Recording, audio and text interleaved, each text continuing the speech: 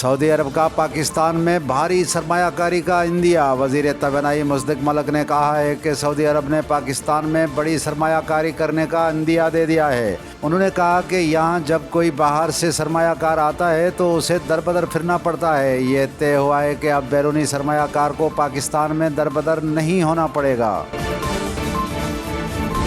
अब मेरी बारी है कि खिदमत करूं।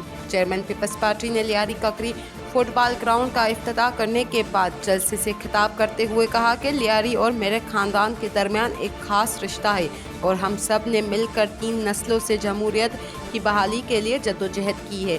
पीपल्स पार्टी कामयाब होती है और पीपल्स पार्टी को जब भी मौका मिला आवाम की खिदमत की, जबकि अब मेरी बारी है कि मैं सबकी खिदमत करूँ।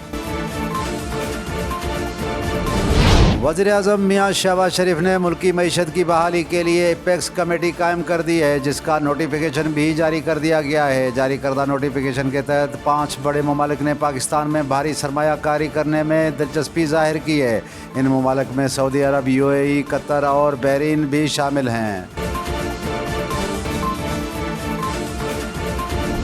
नन्हा बच्चा नमाज के दौरान इमाम मस्जिद के पास पहुंच गया। नन्हा बच्चा नमाज के दौरान ही इमाम मस्जिद के पास पहुंच गया। इमाम मस्जिद जो तिलावत कर रहे थे बच्चे की तरफ मुतवज्जा हुए। वो बच्चे से खेलते रहे और साथ तिलावत भी करते रहे। वायरल वीडियो पर सार्फिन की जानिब से इमाम मस्जिद के हसन सलूक को सराहा जा रहा है।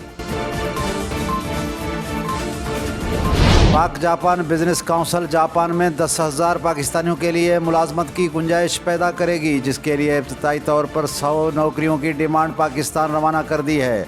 पाक जापान बिजनेस काउंसिल यूरोप के डायरेक्टर अनुषा मनास ने कहा है कि इब्तिदाई तौर पर कुछ मुश्किलात हैं, जिन पर काबू पाकर जल्द से जल्द पाकिस्तानी अफरादी क़ुव्वत जापान भिजवाई जा सकेगी।